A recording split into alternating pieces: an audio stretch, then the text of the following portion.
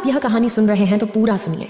इस कथा को आधा अधूरा छोड़कर जाने की गलती मत करिएगा, क्योंकि इस पवित्र कथा को पूरा सुनने से मन चाहा फल की प्राप्ति होगी। इसलिए इस कथा को पूरा सुने। आप शिव भक्त हैं तो भोलेनाथ का अनादर ना करें। भगवान शिव माता पार्वती से कहते हैं, हे देवी, आज मैं आपको एक कहानी सुनाऊंगा। फिर माता पार्वती कहती है, ठीक है प्राणनाथ, आप कहानी सुनाओ। इसके बाद भगवान शिव ने अपनी कहानी शुरू की और कहा, हे देवी, इस कहानी को ध्यान से सुनिएगा और इन बातों को याद रखिएगा कि स्त्री का सम्मान से घर में सुख शांति का आधार होता है। तो चलिए कहानी प्रारंभ करते हैं। एक साम्राज्य में महाराज भानु प्रताप का शासन था। राजा प्रताप थोड़े अजीब स्वभाव के थे। एक दिन वे घूमते घूमते जंगल में पहुंच गए। वहां उनकी मुलाकात एक सन्यासी से हुई जो एक पाखंडी था। राजा प्रताप साधुओं पर बहुत विश्वास करते थे। उस साधु को देख राजा के मन में कुछ प्रश्न उठे। राजा ने सन्यासी से अपना परिचय दिया और पूछा कि आप तो बहुत ज्ञानी लगते हैं।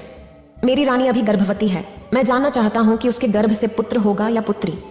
सन्यासी ने उत्तर दिया, हे राजन, मैं यह नहीं जानता कि रानी के गर्भ से पुत्र होगा या पुत्री, लेकिन इतना अवश्य कह सकता हूं कि अगर रानी ने पुत्री को जन्म दिया तो आपका विनाश निश्चित है। फिर भगवान शिव कहते हैं, सन्यासी की ये बातें सुनकर राजा बहुत डर गया। वह सोचने लगा कि अगर रानी ने पुत्री को जन्म दिया तो मेरा क्या होगा। इसी चिंता में राजा को बेटियों से घृणा होने लगी। उसने अपनी रानी से कहा कि हमारे घर में कभी भी पुत्री का जन्म नहीं होना चाहिए। अगर पुत्री पैदा हुई तो मैं तुम्हें और उस पुत्री को जान से मार दूंगा। सेठ जी, राजा की इस बात को सुनकर रानी बहुत डर गई। वह जानती थी कि राजा बहुत जिद्दी है और अगर पुत्री का जन्म हुआ तो वह उसे मार सकता है। रानी अब हर दिन भगवान से यही विनती करती थी कि हे ईश्वर, मुझे कन्या संतान न देना, नहीं तो राजा उसे जीवन दान नहीं देंगे। प्यारे दर्शकों, भगवान की अनुकंपा से महाराज प्रताप की पत्नी ने पहले एक पुत्र को जन्म दिया। इससे रानी और राजा दोनों बहुत खुश हुए। राजा खुश था क्योंकि उन्हें पुत्री नहीं हुई थी, लेकिन रानी की खुशी का कारण यह था कि अगर पुत्री होती तो क्या होता, उन्हें कन्या हत्या का पाप लगता। फिर भगवान शिव कहते हैं, कुछ समय बाद रानी फिर से गर्भवती हुई। जब बच्चे के जन्म का समय नजदीक आया, उसी समय राजा को किसी अहम काम से दूसरे राज्य में जाना पड़ा और वापस आने में उन्हें कई दिन लगने वाले थे। जाते समय राजा ने अपनी रानी से कहा कि अगर तुम्हारे गर्भ से कन्या का जन्म होता है तो उसे मार डालना, मैं बेटी का मुख नहीं देखना चाहता। राजा तो वहां से चले गए और उन्हें अपनी राजधानी वापस आने में कई महीने लग गए। पर इसी बीच रानी ने एक कन्या को जन्म दिया। जिस बात का भय था वही हुआ। बेटी को देख रानी विचलित हो गई। उन्होंने सोचा कि राजा के आदेशानुसार अब उन्हें बेटी की हत्या करनी होगी, लेकिन वह इस निंदनीय कार्य को कैसे अंजाम दें। वह एक माँ है और उनके लिए बेटा जितना प्रिय है, बेटी भी उतनी ही प्रिय है। बेटी को देख रानी बिल्कुल टूट गई और रोते हुए बोली, हे ईश्वर, अब मैं क्या करूं? कन्या हत्या एक बहुत बड़ा पाप है। पुत्र बुरा हो सकता है पर माँ कभी बुरी नहीं हो सकती। रानी एक बड़े धर्म संकट में फंस गई थी। रानी को रोते देख उनकी दासी ने पूछा, हे रानी, घर में कन्या का जन्म हुआ है, यह तो खुशी की बात है, लेकिन आप यहाँ बैठी रो क्यों रही हैं? इसका क्या कारण है? तब रानी ने उत्तर दिया, दासी, वास्तव में जो नहीं होना चाहिए था वही हुआ है। और फिर रानी ने दासी को सारी बात बताई कि राजा ने कन्या को मारने का आदेश दिया है। रानी ने कहा, अब आप ही बताओ, मैं इस मासूम बच्ची की जान कैसे ले सकती हूँ? इस पर दासी ने रानी से कहा, रानी, आप चिंता न करें, आप राजा से कह देना कि मैंने बेटी को मार दिया है। मैं आपकी बेटी को सभी के सामने ले जाऊंगी, पर मैं उसे मारूंगी नहीं बल्कि उसे पालूंगी। अगर किसी ने पूछा तो मैं कह दूंगी कि ये मेरी भांजी है। इससे न केवल इस बच्ची की जान बचेगी बल्कि वह राजा की नजरों से भी छिपी रहेगी। उसके पालन पोषण की चिंता मत करिए, मैं उसे अपनी बेटी की तरह ही पालूंगी। यह सुनकर रानी बहुत खुश हुई और सोचने लगी कि भले ही वह अपनी बेटी को नहीं देख पाएंगी, लेकिन कम से कम वह जीवित तो रहेगी। इसके बाद रानी ने दुखी मन से कुछ गहने उस दाई को अपनी पुत्री के पालन पोषण के लिए दे दिए। रानी ने दाई से कहा, दाई माँ, मैं आपका यह उपकार जीवन भर नहीं भूलूंगी। जब भी आपको धन की आवश्यकता होगी मैं आपको इससे भी अधिक दूंगी, लेकिन मेरी बेटी का यह सच कभी उजागर मत होने देना। फिर भगवान शिव कहते हैं कि रानी ने अपनी बेटी को दाई के हवाले कर दिया और धीरे धीरे पूरे राज्य और महल में यह अफवाह फैला दी कि दाई ने बच्ची को मार दिया और उसे जमीन में दफना दिया। फिर भगवान शिव कहते हैं, इधर उस बेटी को ले जाने के बाद दाई ने उसका बहुत अच्छे से पालन पोषण शुरू कर दिया। कुछ समय बाद जब राजा प्रताप अपने महल वापस आए तो उन्हें यह खबर सुनाई गई कि उनकी अनुपस्थिति में रानी ने एक कन्या को जन्म दिया और उसे राजा के आदेशानुसार मारकर जमीन में गाड़ दिया गया। इस खबर से राजा बहुत खुश हुए। उधर दाई ने उस बच्ची को अपनी भांजी बताकर पालना शुरू किया और जब भी रानी उसे देखना चाहती दाई उसे महल ले आती। रानी की ममता उस बच्ची को देखकर छलक पड़ती और वह चोरी छिपे उससे प्यार करती। अगर कोई पूछता तो दाई उसे अपने भाई की बेटी बताती। रानी को उस कन्या को देखकर बहुत सुकून मिलता और वह दाई को धन, कपड़े और गहने दिया करती। दाई ने भी रानी के आदेशानुसार उस कन्या की परवरिश में कोई कमी नहीं रखी। वह कन्या धीरे धीरे बड़ी होकर जवान हो गई और एक सुंदर राजकुमारी की तरह दिखने लगी। जब वह जवान हुई तो दाई ने उसे महल ले जाना बंद कर दिया और वह दिन भर दाई के घर में ही रहती। एक दिन राजा प्रताप अपने नगर का भ्रमण कर रहे थे। जब उनकी सवारी दाई के घर के सामने से गुजरी तो उस कन्या को छत पर खड़े होकर अपने बाल सुखाते हुए देखा। वह बहुत ही खूबसूरत लग रही थी। राजा प्रताप की नजर अचानक उस पर पड़ी और उसकी सुंदरता ने उन्हें मंत्रमुग्ध कर दिया। राजा ने तुरंत अपने मंत्री से पूछा कि यह राजकुमारी जैसी दिखने वाली कन्या कौन है जिसने उन्हें अपने रूप से घायल कर दिया है। मंत्री जी ने जल्दी से सब कुछ पता करके राजा को सूचित किया कि महाराज, ये लड़की एक वृद्ध महिला की भांजी है। फिर भगवान शिव कहते हैं, पूरी रात राजा को नींद नहीं आई। बार बार वही लड़की का चेहरा उनके सामने आता रहा। सुबह होते ही राजा ने मंत्री से कहा, मंत्री, वह लड़की बहुत सुंदर है। उसने मेरी नींद हराम कर दी है। उसकी याद मुझे बार बार परेशान करती है और अब मैं उसके बिना नहीं रह सकता। तुम कुछ लोगों को लेकर उस वृद्ध महिला के घर जाओ और उस लड़की से मेरे विवाह की बात करो। फिर भगवान शिव कहते हैं, उसी दिन राजा के आदेशानुसार मंत्री कुछ सैनिकों के साथ उस लड़की का हाथ मांगने गया और उस दाई को बताया कि हमारे राजा आपकी भांजी से विवाह करना चाहते हैं और उसे अपनी रानी बनाना चाहते हैं। यह सुनकर दाई के होश उड़ गए। वह सोचने लगी, हे भगवान, ये क्या अनर्थ होने जा रहा है। अब मैं क्या करूं? यह लड़की तो उसी राजा की बेटी है और राजा को इसका पता नहीं है। तभी उस वृद्ध महिला ने साफ इनकार करते हुए कहा, भाई, मैं एक गरीब स्त्री हूँ। मेरी भांजी राजा के लायक नहीं है, इसलिए आप इस रिश्ते को लेकर दोबारा मेरे घर मत आना। मंत्री ने कहा, हेमा, तुम कैसी मूर्ख स्त्री हो, राजा के साथ अपनी बेटी का विवाह करने से इनकार कर रही हो। तुम्हें तो अपने भाग्य को समझना चाहिए कि राजा स्वयं तुम्हारी बेटी से विवाह करना चाहते हैं। मंत्री जी के बार बार आग्रह करने पर भी वह वृद्धा महिला ने राजा से अपनी बेटी की शादी करने से मना कर दिया। निराश होकर मंत्री वापस लौट आया और राजा को सारी स्थिति समझाई कि वह बुजुर्ग महिला आपके साथ अपनी बेटी का विवाह करने को तैयार नहीं है। फिर भगवान शिव कहते हैं, आगे की इस बार राजा ने कुछ और लोगों को उस वृद्धा के घर भेजा। उन्होंने उसे हजारों प्रलोभन दिए, डराया, धमकाया, लेकिन वह वृद्धा इस प्रस्ताव के लिए राजी नहीं हुई। वृद्धा की दृढ़ता देखकर राजा बहुत क्रोधित हो गया। राजा ने तुरंत ही आदेश दिया कि उस वृद्धा को पकड़कर दरबार में लाया जाए। राजा का आदेश पाकर सिपाही तुरंत दौड़े और उस वृद्धा को बंधक बनाकर ले आए। बंधक बनाकर दरबार में लाने के बाद उस वृद्धा की बहुत पिटाई की गई। सैनिकों की मार सहन नहीं कर पाई, वह महिला और राजा के सामने चीखते हुए गिर पड़ी। तब उसने सारी सच्चाई बता दी कि हे महाराज, वह लड़की कोई और नहीं बल्कि आपकी ही सगी बेटी है। जब आपकी रानी ने मुझे उस बेटी को मारने के लिए दिया तो मैंने उसे मारना उचित नहीं समझा और उसे अपने घर में रखकर अपने भाई की बेटी बताकर पाला। मैंने ही आपकी बेटी को पाल पोस कर बड़ा किया है। अगर आप अपनी ही बेटी से विवाह करेंगे तो यह एक बहुत बड़ा पाप होगा। फिर भगवान शिव कहते हैं, दासी की बातें सुनकर राजा हैरान रह गया। उसने अपने सिर को पीटा और सोचने लगा, हे ईश्वर, मैं कितना बड़ा पाप करने वाला था। तूने मुझे इस बड़े पाप से बचा लिया। इसके बाद राजा प्रताप का क्रोध और भी बढ़ गया। उसने फौरन अपने पुत्र को आदेश दिया कि बेटा, अपनी बहन को जंगल में ले जाओ, उसका सिर काट दो और वहीं दफना दो। सबूत के तौर पर उसकी आंखें निकाल कर मेरे पास ले आना। फिर भगवान शिव कहते हैं, उस राजा का एक बेटा था जो उस लड़की से बड़ा था और अब वह भी जवान हो चुका था। अपने पिता की ऐसी बातें सुनकर राजकुमार जोधा बहुत परेशान हो गया। वह सोचने लगा, पिताजी ने मुझे बहुत ही पाप का काम सौंपा है। इतने सालों बाद मुझे मेरी बहन मिली है और मैं उसे अपने हाथों से मार डालूं? भगवान मुझे कभी माफ नहीं करेंगे। हे ईश्वर, मुझसे यह पाप मत करवाओ। अब राजकुमार बहुत दुखी होने लगा। वह सोचने लगा, मैं कैसे अपनी बहन का कत्ल करूंगा, कैसे उसकी आंखें निकालूंगा।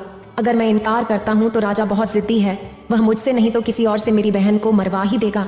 फिर भगवान शिव कहते हैं, अब मजबूर होकर राजकुमार अपनी बहन को लेकर जंगल की ओर चल पड़ा, क्योंकि उसे जाना ही था। जंगल में ले जाते समय भाई का प्यार बहन के लिए उमड़ पड़ा और उसने कहा, बहन, मैं किसी भी हालत में तुम्हारा कत्ल नहीं करूंगा। मैं तुम्हें यहीं जंगल में छोड़ दूंगा। अब आगे तुम्हारी किस्मत है कि वह तुम्हारे साथ क्या करती है। तब बहन ने जवाब दिया, भैया, तुम मुझे मार दो और मेरी आंखें निकालकर पिताजी को दिखा दो। अगर तुम ऐसा नहीं करोगे तो हमारे पिता तुम्हें भी मार डालेंगे। फिर भगवान शिव कहते हैं, उस वक्त वे दोनों भाई बहन एक दूसरे से गले लगकर खूब रो रहे थे। उन पर दुख का पहाड़ टूट पड़ा था। उन्हें समझ नहीं आ रहा था कि वे क्या करें। आखिरकार राजकुमार ने फैसला किया। उसने ठान लिया कि वह अपनी बहन की जान नहीं लेगा। उसने अपनी बहन को बताया कि वह उसे इस जंगल में छोड़ रहा है। आगे भगवान की मर्जी है कि वह तुम्हारे साथ क्या करेगा। मैं पिताजी के सामने कोई बहाना बना दूंगा। यह कहकर उसने अपनी बहन को जंगल में छोड़ दिया और आगे बढ़ गया। आगे जाकर उसे जंगल में एक हिरण मिला। उसने फौरन उस हिरण को पकड़ा और उसकी आंखें निकाल ली। फिर वह अपने पिता के पास पहुंचा और हिरण की आंखें दिखाते हुए बोला कि पिताजी, मैंने बहन को मारकर एक नदी में फेंक दिया है। राजा ने आंखें देखकर विश्वास कर लिया कि उसके पुत्र ने वास्तव में लड़की को मार दिया है और वह खुश हो गया। इस बीच रानी ने अपने बेटे को बुलाया और पूछा कि क्या तूने सच में अपनी बहन को मारा है? तब राजकुमार ने कहा, माँ, मैं आपसे झूठ नहीं बोलूंगा। मैंने अपनी बहन को नहीं मारा, बल्कि उसे जंगल में छोड़ दिया है। यह सुनकर रानी को बहुत राहत मिली। वह भगवान का धन्यवाद करने लगी कि उसने उसके बेटे को सही राह दिखाई। रानी ने प्रार्थना की कि भगवान मेरी बेटी की रक्षा करना और उसे ऐसी जगह पहुंचा देना जहां उसका जीवन सुरक्षित हो। जब उसे जन्म दिया है तो उसे अपना पूरा जीवन जीने दो और फिर मृत्यु को प्राप्त करने दो। फिर भगवान शिव कहते हैं, यहाँ राजकुमारी ने जंगल में पत्तियों और फूलों को खाकर अपना जीवन यापन करना शुरू कर दिया। वह पेड़ों, पत्थरों और कांटेदार झाड़ियों के बीच घूमती रही, जिससे उसके कपड़े पूरी तरह से फट गए और उसी अवस्था में भटकती रही थी। उसने कई दिन जंगल में बिताए। एक दिन ऐसा भी आया जब उसके पास पहनने के लिए कोई कपड़ा नहीं बचा। वह पेड़ों से फल तोड़कर खाती और घनी झाड़ियों में छिपकर सोती थी। एक दिन उसी जंगल में एक अन्य राज्य के राजा सूर्यभान शिकार खेलने आए। उस समय राजकुमारी पेड़ों से फल तोड़ रही थी। जब उसने घोड़ों की आवाज सुनी तो वह घनी झाड़ियों में छिप गई। संयोग से राजा उसी पेड़ के नीचे आकर आराम करने लगा। अचानक राजा की नजर झाड़ियों पर पड़ी। उसने देखा कि झाड़ियों में कोई छिपा हुआ है। उसे वहां किसी इंसान की छाया नजर आई। राजा ने तुरंत पुकारा, तुम कौन हो और यहाँ झाड़ियों में क्या कर रहे हो? जो भी हो, बाहर आओ। मैं तुम्हें वचन देता हूँ कि मैं तुम्हें कोई नुकसान नहीं पहुंचाऊंगा। राजा की बात सुनकर झाड़ियों से राजकुमारी ने आवाज दी, मैं एक दुखी और लाचार स्त्री हूँ। मेरे पास पहनने के लिए कपड़े नहीं हैं। मैं फटे वस्त्र पहनी हूँ। अगर आप मुझे कुछ वस्त्र दे सकें तो मैं उन्हें पहनकर बाहर आ सकती हूँ। फिर भगवान शिव कहते हैं, जब राजा ने जंगल में एक स्त्री की आवाज सुनी तो वह हैरान रह गया कि आखिर यह स्त्री यहाँ क्या कर रही है। उसे लगा कि वह किसी दुख से ग्रस्त होगी। इसलिए राजा ने अपने गले में पहनी चादर को झाड़ियों में फेंक दिया, जिसे उस राजकुमारी ने अपने शरीर को ढकने के लिए इस्तेमाल किया। और फिर वह राजा सूर्यभान के सामने पहुंची। राजा ने उसकी खूबसूरती देखकर सोचा कि उसने ऐसी सुंदर स्त्री अपने जीवन में पहले कभी नहीं देखी। उसने सोचा कि यह तो रानी बनने के लायक है। फिर राजा ने राजकुमारी को अपने बारे में बताया और कहा कि वह उसे अपनी रानी बनाना चाहता है। राजकुमारी भी उसकी पत्नी बनने के लिए राजी हो गई। कहावत है कि डूबते को तिनके का सहारा भी बहुत होता है, और यहाँ तो एक राजकुमार था जो उसे अपनी पत्नी बनाना चाहता था। राजा उस कन्या को अपने घोड़े पर बैठाकर अपने राज्य में ले आया और सबसे पहले एक बुजुर्ग मंत्री के घर पहुंचा। उसने लड़की को वहां छोड़ा और मंत्री से कहा कि वह उसे अपनी बेटी समझे और वह उससे विवाह करेगा। राजा ने कहा कि अगर वह उसे सीधे महल में ले जाता तो लोग गलत समझते, इसलिए वह विधि विधान से विवाह करके उसे अपने घर ले जाना चाहता है। मंत्री ने जवाब दिया कि वह लड़की उसकी अमानत है और अब उसकी बेटी है, और जब भी राजा चाहे वह उसे विवाह करके ले जा सकता है। फिर भगवान शिव कहते हैं, अगले दिन राजा के सेनापति और मंत्री उस वृद्ध मंत्री के घर गए और राजकुमारी का हाथ अपने राजा के लिए मांगा। 2 दिनों के भीतर उनकी सगाई और शादी भी हो गई। शादी के बाद राजकुमारी राजा सूर्यभान की पत्नी बनकर रहने लगी और दोनों बहुत खुश थे। राजा अपनी सुंदर रानी को पाकर खुश था और राजकुमारी अपने घर और पति को पाकर प्रसन्न थी। राजा सूर्यभान ने शादी के बाद भी कभी अपनी पत्नी से उसके परिचय के बारे में नहीं पूछा। इस तरह दोनों एक साथ रहते हुए 2 साल बीत गए। धीरे धीरे वह समय भी आया जब रानी ने एक पुत्र को जन्म दिया और राजा और भी अधिक खुश हो गया। एक दिन राजा ने अपनी रानी से कहा, प्रिय, अब हम दोनों एक पुत्र के माता पिता बन चुके हैं। हमारा संबंध अटूट हो गया है। अब तुम मुझे अपने कुल, खानदान और अपने अतीत के बारे में बताओ। राजकुमारी ने किसी तरह उस बात को टाल दिया। इसी तरह कई वर्ष बीत गए। कुछ समय बाद रानी ने फिर एक पुत्र को जन्म दिया। तब राजा ने फिर से अपनी रानी से वही बात दोहराई। राजकुमारी अपने बीते कल की बातें अपने पति को नहीं बताना चाहती थी, लेकिन राजा ने उनके अतीत को जानने की बहुत इच्छा जताई। रानी भी जानती थी कि राजा उनसे बहुत प्रेम करते हैं। तब राजकुमारी ने राजा के पूछने पर अपने जीवन की पूरी कहानी सच सच बता दी। जब राजा ने राजकुमारी के मुख से ऐसी दुख भरी कहानी सुनी तो उसकी भी आंखों में आंसू आ गए। राजा उसके पिता को धिक्कारने लगा। उसके बाद रानी से बोला, अगर मैं तुम्हें तुम्हारे पिता से मिलाने ले चलूं तो क्या तुम मेरे साथ चलोगी? राजकुमारी ने अपने पिता से मिलने से इनकार कर दिया। राजा ने बहुत आग्रह किया कि तुम्हें एक बार अपने पिता से जरूर मिलना चाहिए। राजा के बार बार निवेदन करने पर रानी अपने पिता से मिलने को तैयार हो गई। अगले दिन राजा ने राजा प्रताप के यहाँ जाने का निश्चय किया। रथ सजाया गया और जाने की पूरी तैयारी हो गई। तभी राजा के पास एक जरूरी काम आ गया। राजा को अपने दूसरे शहर में जाना था, तो राजा ने अपने मंत्री और सेनापति से कहा कि तुम सेना की एक टुकड़ी लेकर रानी के साथ चले जाओ। मैं अपना काम निपटाकर वहां पहुंच जाऊंगा। फिर भगवान शिव कहते हैं, इस तरह राजा सूर्यभान ने अपनी रानी और बच्चों को मंत्री और सैनिकों के साथ राजा प्रताप के देश की ओर विदा किया। रानी को समझाया कि वह अपने पिता के घर जाते समय चिंता न करें, क्योंकि वह उनके पहुंचने से पहले ही वहां पहुंच जाएंगे। इधर राजा सूर्यभान के मंत्री और सेनापति ने कुछ सैनिकों के साथ राजकुमारी को लेकर राजा प्रताप के राज्य की ओर प्रस्थान किया। राजा सूर्यभान का राज्य राजा प्रताप के राज्य से काफी दूर था, इसलिए रास्ते में शाम हो गई और उन्होंने एक जगह पर डेरा डाल दिया और वहीं रुकने का निर्णय लिया। जहां राजकुमारी का डेरा लगा था वहीं मंत्री ने भी अपना डेरा लगा लिया। राजकुमारी ने देखा और मंत्री से पूछा कि क्या वह जानते हैं कि वह एक राजा की बेटी और पत्नी है, और उन्होंने मंत्री से अपना डेरा कहीं और लगाने को कहा। मंत्री ने जवाब दिया कि राजा ने उन्हें रानी और बच्चों की रक्षा के लिए भेजा है। राजकुमारी के बार बार मना करने पर भी मंत्री नहीं माना। फिर शाम को सभी ने खाना खाया और थकान के कारण जल्दी सो गए। रात में मंत्री राजकुमारी के डेरे में घुस आया, जिसे देख राजकुमारी ने उसे चेतावनी दी कि अगर उसने उन्हें छुआ तो वह डेरे से बाहर निकल जाए। रानी ने मंत्री को बार बार डेरे से बाहर जाने को कहा, लेकिन मंत्री नहीं माना। तब राजकुमारी ने अपने बेटे को मंत्री के सामने खड़ा किया और मंत्री को भगवान और बेटे की कसम दी, लेकिन मंत्री पीछे हटने को तैयार नहीं हुआ। उस मंत्री के मन में बुराई का वास हो गया था। वह कामुकता में इतना डूब चुका था कि उसे कुछ भी साफ नहीं दिख रहा था। उसके हृदय और मस्तिष्क पर रानी की खूबसूरती छाई हुई थी। मंत्री ने बिना सोचे समझे तलवार उठाई और राजकुमारी के बड़े पुत्र का सिर धड़ से अलग कर दिया। बेटे का सिर कटते ही राजकुमारी को एहसास हो गया कि यह क्रूर मंत्री अब नहीं रुकेगा। इसलिए अपनी इज्जत बचाने के लिए रानी ने थोड़ा नरमी दिखाते हुए कहा, तुम थोड़ी देर रुको, मैं अभी आती हूँ, उसके बाद जो तुम्हारा मन करे वो कर लेना। यह कहकर रानी वहां से निकल गई और जंगल की ओर भाग गई। रानी रात भर झाड़ियों में छिपी रही और सुबह अपने डेरे में वापस आई तो देखा कि उसके बेटे का सिर कटा पड़ा है। बेटे की लाश देखकर रानी की हालत और भी बिगड़ गई, लेकिन वह उस दुष्ट के सामने क्या कर सकती थी। बेटे की मौत का दुख दिल में छुपाकर वह आगे बढ़ गई। शाम होने पर जब वे एक जगह रुके तो राजकुमारी के डेरे के पास सेनापति ने अपना डेरा लगा लिया। राजकुमारी ने सेनापति को बुलाकर कहा कि वह अपना डेरा यहाँ से हटा ले, लेकिन सेनापति ने जवाब दिया कि उसकी जिम्मेदारी है राजकुमारी की सुरक्षा करना। राजकुमारी के मना करने पर भी सेनापति ने अपना डेरा नहीं हटाया। अब राजकुमारी को सब समझ आ गया था और इसी चिंता में वह पूरी रात सो नहीं पाई। आधी रात को जब सेनापति के मन में वासना का शैतान घुसा तो वह राजकुमारी के डेरे में घुस आया। राजकुमारी ने सेनापति को डांटते हुए कहा, क्या तुम नहीं जानते कि मैं कौन हूँ?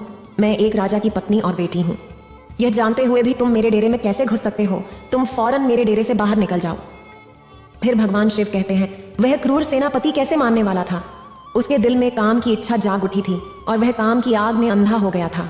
इसलिए राजकुमारी के बार बार अनुरोध करने पर भी उस सेनापति ने उनकी एक न सुनी। जब वह रानी की ओर बढ़ा तो राजकुमारी ने अपने छोटे बेटे को उसके सामने खड़ा कर दिया और उसे बेटे की कसम दी कि अगर तुमने मेरे ऊपर बुरी नजर डाली तो। राजकुमारी के इन शब्दों के बाद सेनापति ने अपनी तलवार निकाली और उस छोटे बेटे का सिर काट दिया। इस तरह राजकुमारी के दूसरे बेटे का भी सिर कट गया। तब राजकुमारी ने कहा, सेनापति थोड़ा रुको, मैं अभी आती हूँ, उसके बाद जो तुम्हारी इच्छा हो वो करना। लेकिन राजकुमारी वहां से भाग निकली और जंगल में चली गई। आगे जाकर उसे एक गहरी नदी मिली। राजकुमारी ने सोचा कि अब उसके बच्चे नहीं रहे तो वह जी कर क्या करेगी। इस निश्चय के साथ उसने मरने की नीयत से नदी में छलांग लगा दी, लेकिन पानी का तेज बहाव उसे खींच ले गया।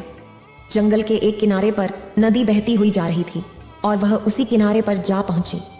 सुबह हो चुकी थी और वहां दो सन्यासी अपने गुरु के वस्त्र धोने आए थे। उन्होंने देखा कि एक महिला नदी में बहती आ रही है और उन्होंने राजकुमारी को बचा लिया। राजकुमारी के पैरों तले जमीन खिसक गई। उसने सोचा कि उसे मंत्री और सेनापति से तो बचाव मिल गया, लेकिन अब ये दो योगी उसे घेर रहे हैं। जब दो योगियों ने उसे पकड़ा तब तक 4 और सन्यासी वहां पहुंच गए।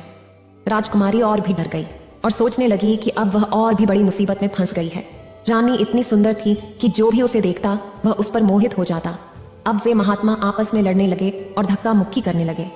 एक दूसरे को धक्का देते हुए वे कहने लगे, यह राजकुमारी मेरी है, ये मेरी है। लेकिन अंत में संतों ने सोचा कि इस तरह हम छाहों में से कोई निर्णय नहीं कर पाएंगे। चलो हम इस राजकुमारी को अपने गुरुजी के पास ले चलते हैं, वही हमारा निर्णय करेंगे। गुरुजी के पास पहुंचकर योगियों ने राजकुमारी को देखकर अपनी इच्छा प्रकट की। गुरुजी, जो बहुत ही ज्ञानी और तपस्वी संत थे, ने उस महिला को देखते ही समझ लिया कि वह किसी राजघराने से है। उन्होंने अपने शिष्यों को समझाया कि तुम 6 भाई हो और तुम्हारी कोई बहन नहीं है। तुम इसे अपनी बहन मान लो। अगर यह तुम्हारी बहन बनकर आश्रम में रहेगी तो एक दिन तुम्हारी जिंदगी बदल जाएगी।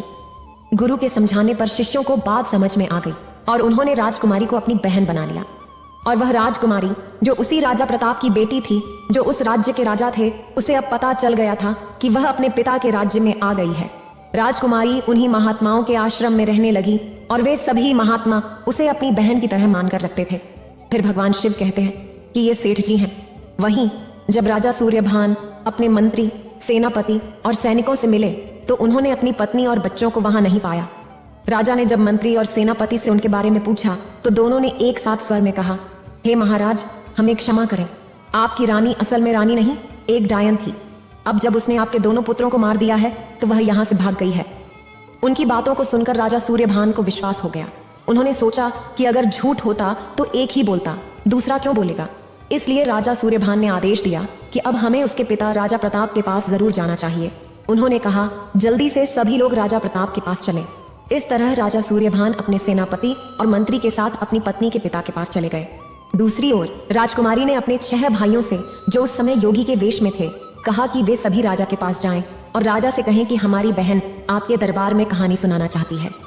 अगर आप कहानी सुनना चाहते हैं तो हम उन्हें दरबार में बुलाकर लाएंगे, क्योंकि राजकुमारी जानती थी कि हमारे पिता को कहानियां सुनना बहुत पसंद है। इसके बाद 6 योगी भिक्षा मांगने के बहाने राजा वीरभोज के दरबार में पहुंच गए और राजकुमारी के कहने पर अपनी बात राजा के सामने रखी। योगियों की बात सुनकर राजा ने तुरंत ही उन्हें अनुमति दे दी। फिर भगवान शिव कहते हैं, अगले दिन योगी अपनी बहन के साथ राज दरबार में पहुंचे। उस वक्त राजकुमारी जोगियों के वेश में थी, इसलिए किसी ने उसे पहचाना नहीं। जब उसने दरबार में कहानी सुनाई तो सभी ने बड़े ध्यान से सुना। राजा को उसकी कहानी बहुत भाई। फिर राजा ने उसे खूब इनाम दिया और सभी योगी बोले, महाराज, जब भी आप कहानी सुनना चाहेंगे हम अपनी बहन को ले आएंगे। और तब से वह राजकुमारी अपने भाइयों के साथ रोज दरबार में कहानी सुनाने आने लगी। इस तरह उसे रोज इनाम मिलता और वह अपने योगी भाइयों के साथ वापस चली जाती। धीरे धीरे उन सन्यासियों के दिन बदल गए। पहले वे नगर नगर जाकर भिक्षा मांगते थे, लेकिन अब उन्हें राजा से ही इतना धन मिल जाता कि उन्हें कहीं भीख मांगने की जरूरत नहीं पड़ती। एक रात जब राजकुमारी दरबार में कहानी सुनाने आई तो उसने अपने पति, मंत्री और सेनापति को वहां बैठे देखा। उसने सोचा कि आज तो सभी यहाँ मौजूद हैं तो कहानी सुनाने में और भी मजा आएगा। राजकुमारी पर्दे के पीछे अपनी जगह पर बैठ गई और राजा से बोली, हे राजा साहब, आज मैं आपके लिए एक बहुत ही दर्द भरी कहानी लेकर आई हूँ। अगर किसी को कहानी शुरू होने से पहले कोई जरूरी काम है तो वह अभी दरबार से जा सकता है। कहानी के दौरान अगर कोई बीच में उठकर जाएगा तो मैं अपनी कहानी सुनाना बंद कर दूंगी। तब राजा ने जवाब दिया, बेटी, तुम सुनाओ, तुम जैसा कहोगी हम वैसा ही करेंगे। कहानी के बीच में से कोई भी दरबार से नहीं उठेगा। फिर भगवान शिव कहते हैं, अब राजा और उसके दरबारी कहानी सुनने के लिए बैठ चुके हैं। उनमें राजकुमारी का पति, वह धोखेबाज मंत्री और सेनापति भी शामिल थे। राजकुमारी ने दरबार में अपनी कहानी सुनाना शुरू किया और सभी से कहा कि वे इसे ध्यान से सुने। उसने बताया कि एक देश में एक बहुत ही क्रूर राजा था जिसे अपनी बेटी से बहुत नफरत थी। जब उसकी बेटी का जन्म हुआ तो उसने अपने बेटे को जंगल में जाकर उसे मारने और उसकी आंखें निकालकर लाने का आदेश दिया। राजा प्रताप ने यह कहानी सुनकर सोचा कि यह तो उसकी अपनी कहानी है। खुशी से उसने योगियों को मोतियों की माला देते हुए कहा कि इस कहानी को अंत तक सुनाया जाए। राजा की आंखों में आंसू आ गए क्योंकि उसे अपने किए पर बहुत पछतावा हो रहा था। फिर राजकुमारी ने बताया कि जब उसका भाई उसे मारने के लिए जंगल में ले गया तो उसने उसे नहीं मारा और उसे वहीं छोड़कर वापस चला गया। यह सुनकर राजा थोड़ा खुश हुआ और सोचने लगा कि शायद उसकी बेटी अभी भी जीवित हो। राजकुमारी ने आगे बताया कि जब उसका भाई उसे जंगल में छोड़ गया तो वह भूखी प्यासी भटकने लगी और पेड़ों के पत्ते और फल खाकर जीवित रही। एक दिन एक राजा घोड़े पर सवार होकर वहां आया और उसने फटे पुराने वस्त्र पहने लड़की को अपनी चादर दी और उसे अपने नगर ले गया और उससे विवाह कर लिया। फिर भगवान शिव कहते हैं, रानी एक ऐसी कहानी सुना रही थी कि बीच कहानी में राजा सूर्यभान को एहसास हो गया कि यह उनकी ही कहानी है। खुशी से उन्होंने जोगियों को मोतियों की माला दी और कहा कि कहानी जारी रहनी चाहिए और पूरी होनी चाहिए। फिर राजकुमारी ने कहा कि अब वह लड़की एक राजा की रानी बन चुकी थी और उसने 2 बेटों को जन्म दिया था। एक दिन उसके पति ने उससे उसके जीवन की पूरी कहानी पूछी, जिस पर उस लड़की ने अपने पिता की करतूतें बताईं। यह सुनकर उसका पति बहुत दुखी हुआ, लेकिन वह दिल का अच्छा इंसान था। जब उसे पता चला कि उसकी पत्नी का एक राजा पिता भी है तो उसने उन्हें मिलाने की तैयारी की, लेकिन गलती से अपनी पत्नी और बेटों की सुरक्षा के लिए खुद न जाकर अपने मंत्री और सेनापति को भेज दिया। यह उसकी सबसे बड़ी भूल थी, क्योंकि कहा जाता है कि अपनी जवान बहन बेटी को किसी दूसरे पर भरोसा करके नहीं भेजना चाहिए। जब वासना दिमाग पर हावी होती है तो सारी वफादारी और विश्वास खो जाता है। राजकुमारी ने बताया कि राजा प्रताप और राजा सूर्यभान उस कहानी को बड़े ध्यान से सुन रहे थे। राजकुमारी ने आगे बताया कि उस राजा ने अपनी पत्नी और बच्चों को मंत्री और सेनापति के साथ भेज दिया था। रास्ते में सूर्यास्त होने पर उन्होंने वहीं रुकने का निश्चय किया। मंत्री ने अपना डेरा रानी के डेरे के पास लगवाया और रात में उसने राजकुमारी के साथ दुष्कर्म करने की सोची। रानी ने विरोध किया, लेकिन मंत्री ने नहीं माना और राजा के बेटे को मार डाला। रानी ने जंगल में भागकर अपना धर्म बचाया। जब वह वापस अपने डेरे में आई तो उसे अपने बेटे की लाश भी नहीं मिली। कहानी आगे बढ़ती गई और मंत्री के होश खराब होते गए। फिर भगवान शिव कहते हैं, इतनी कथा सुनाने के पश्चात वह राजकुमारी ने अपना आवरण हटाया और राजा के समक्ष उपस्थित हो गई। अपनी बेटी को देख राजा प्रताप ने उसे पहचान लिया और वहीं अपनी पत्नी को देखकर राजा सूर्यभान की आंखें नम हो गईं। अपनी पत्नी को सामने पाकर राजा सूर्यभान अत्यंत खुश हुए, लेकिन अपने पुत्रों की मृत्यु के शोक में डूबे राजा सूर्यभान ने राजा प्रताप से अनुमति मांगी कि वे अपने मंत्री और सेनापति जो उनके शत्रु बन गए थे को स्वयं दंडित करना चाहते हैं। तब राजा सूर्यभान ने उन दोनों के सिर काट दिए। पापियों को उनके कर्मों का दंड मिल गया। इधर राजा प्रताप ने अपनी बेटी को गले लगाया और उससे बार बार क्षमा मांगी। बेटी ने अपने पिता को माफ कर दिया। इस तरह राजकुमारी कुछ समय तक अपने पिता के घर में अपने पति के साथ रही। फिर बाद में उसके पिता ने बड़ी खुशी और धूमधाम से उसकी विदाई की। राजा सूर्यभान अपनी पत्नी के साथ अपने नगर वापस लौट आए और खुशी खुशी अपना समय बिताने लगे। कुछ समय बाद रानी ने 2 बेटों को जन्म दिया। अब उनकी खोई हुई खुशियां पूरी तरह लौट आई थीं। फिर भगवान शिव कहते हैं, यदि भगवान किसी के साथ होते हैं तो कोई भी उसका बाल बांका नहीं कर सकता। चाहे वह कितनी भी कोशिश क्यों न करे, कोई उसे हानि नहीं पहुंचा सकता। जीवन और मृत्यु विधाता के हाथ में होती है, इंसान के हाथ में कुछ नहीं होता। फिर भगवान शिव कहते हैं, हमारी आज की कहानी यहीं समाप्त होती है। धीरे धीरे मंत्री भी बहाने बनाकर राजा के दरबार से उठने लगा। तब राजा ने उसे डांट कर बिठा दिया। इसके बाद रानी ने कहानी जारी रखी। अगले दिन जब वे आगे बढ़े और रास्ते में डेरा डाला तो उस रात सेनापति बुरी नीयत से रानी के पास पहुंच गया। रानी ने पहले तो उसे डांटा और जाने को कहा, लेकिन वह नहीं माना। फिर रानी ने उसे अपने छोटे बेटे की कसम दी। यह सुनकर सेनापति डर गया और सोचने लगा कि उसका राज्य खुल जाएगा। वह भी भागने लगा तो राजा ने उसे भी डांट कर बिठा दिया। राजा सूर्यभान ने पूछा, क्या भाई, सच्चाई सुनने में दिक्कत हो रही है क्या? सेनापति भी चुपचाप बैठ गया। इस बीच कहानी आगे बढ़ी। राजकुमारी ने बताया कि सेनापति ने रानी के छोटे बेटे को मार दिया और गलत इरादे से रानी की ओर बढ़ा, लेकिन राजकुमारी ने किसी तरह अपनी जान बचाई और नदी में कूद गई। भाग्यवश वह जिंदा बच गई और नदी में बहते हुए जंगल के दूसरे छोर पर पहुंच गई। वहां उसे 6 रोगी मिले और सन्यासी भी उसे अपनी पत्नी बनाना चाहते थे, लेकिन उनके गुरुजी ने उन्हें समझाया और पाप से बचाया। गुरुजी के समझाने पर सन्यासियों ने राजकुमारी को अपनी बहन मान लिया। फिर वे भाई बहन रोज अपनी बहन को लेकर राजा के यहाँ कहानी सुनाने जाने लगे। फिर भगवान शिव कहते हैं, इतनी कथा कहने के पश्चात वह राजकुमारी ने अपना आवरण हटाया और राजा के समक्ष उपस्थित हो गई। अपनी पुत्री को देख राजा प्रताप ने उसे पहचान लिया और वहीं अपनी पत्नी को देखकर राजा सूर्यभान की आंखें नम हो गईं। अपनी पत्नी को सामने पाकर राजा सूर्यभान अत्यंत खुश हुए, लेकिन अपने पुत्रों की मृत्यु के शोक से ग्रस्त राजा सूर्यभान ने राजा प्रताप से अनुमति मांगी कि वे अपने मंत्री और सेनापति जो उनके शत्रु बन गए थे को स्वयं दंडित करना चाहते हैं। तब राजा सूर्यभान ने उन दोनों के सिर काट दिए। पापियों को उनके कर्मों का दंड मिल गया था। इधर राजा प्रताप ने अपनी पुत्री को गले लगाया और बार बार उससे अपनी गलतियों के लिए क्षमा याचना की। पुत्री ने अपने पिता को माफ कर दिया। इस तरह राजकुमारी कुछ समय तक अपने पिता के घर पर अपने पति के साथ रही। फिर बड़े हर्षोल्लास के साथ उसके पिता ने उसकी भव्य विदाई की। राजा सूर्यभान अपनी पत्नी के साथ अपने नगर वापस लौट आए और खुशी खुशी अपना समय बिताने लगे। कुछ ही समय में रानी ने 2 और पुत्रों को जन्म दिया। अब उनकी खोई हुई खुशियां पूरी तरह लौट आई थीं। फिर भगवान शिव कहते हैं, यदि भगवान किसी के साथ होते हैं तो कोई भी उसका बाल बांका नहीं कर सकता। चाहे वह कितनी भी कोशिश क्यों न करे, उसे मार नहीं सकता। जीवन और मृत्यु विधाता के हाथ में होती है, इंसान के हाथ में कुछ नहीं होता।